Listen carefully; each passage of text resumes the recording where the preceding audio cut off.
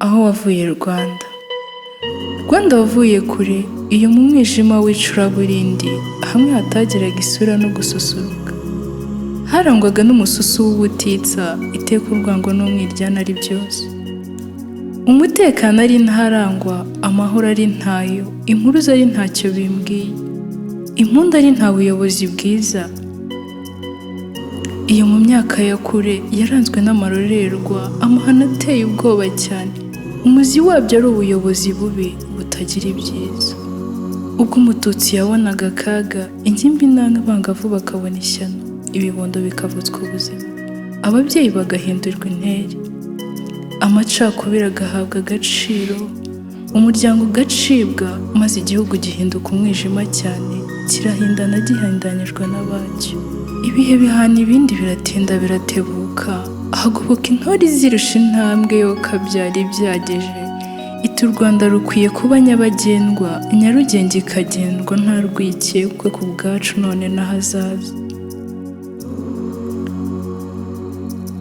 Ubu umusozo n'umusubirizo wo gususuruka no gusagamba. Wisunganya buri munsi, uharanira gutera intambwe Rwanda, byose ubikesha ubuyobozi bwiza, ubu butandukanye cyane n'ubwahozeho. Ahari umwijima hazanye umucyo udakomwa mu nkokora, iterambere rirarambye iwawe, habarizwa ibikorwa rusange. Nta munyarwanda ukigendana impungenge, yabonye ubwigenge n'ubwisungane mu kwivuza, ntarembera ku nzira. Inzira n'ubumwe y'ubwiyunge yabaye nyabagendwa, ntawe uhezwa mu gitaramo ndetse no mu itorero ry'igihugu n'amasibo. Amasibo ahuza benshi, akabahuriza muri byinshi byiza bibereye u Rwanda. Amateka arasigasiwe, turasobanuza ubutitsa, twanga gusubira inyuma. Intego ni ukwiyubakira u Rwanda twifuza, rwiza rwose, ruzira irondakoko n'irondakarere. Ibyo twabitaye kure cyane, kuko ari amateshwa y'amajwe adutesha igihe ntacyo yinjiza. Umwanzuro ni ukureba aharanzwe ibibi hakaganza ibyiza byinshi.